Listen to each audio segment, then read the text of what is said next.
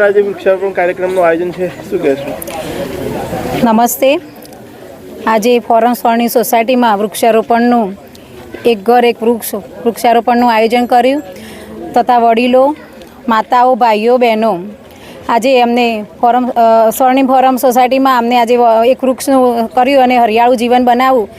દરેક એક વૃક્ષ આવો અને એનું જતન કરો, આવનારી પેઢી માટે સારું, અને વધુ વૃક્ષો વાવો અને વૃક્ષોનું જતન નાના બાળકની જેમ કરો, હરિયાળું જીવન બનાવવું. આજે ફોરમ સોસાયટીએ અમને આવકાર્યા અને અમને સન્માન કર્યું અને એક વૃક્ષ અમારા જોડે વવરાય એ બદલ ખૂબ ખૂબ આભાર.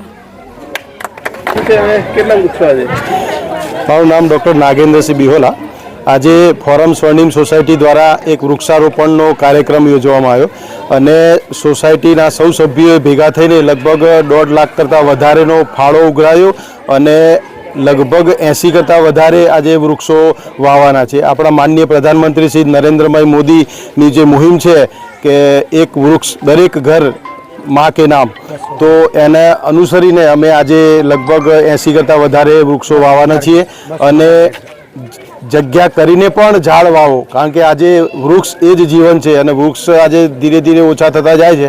એના કારણે જે ગરમી ખૂબ વધી રહી છે અને એ મુહિમને અમે આગળ આજે વધારીએ છીએ અને દરેક વ્યક્તિને આહવાન છે કે આપણે દરેક પોતાના ઘર આગળ એક વૃક્ષ વાવીએ.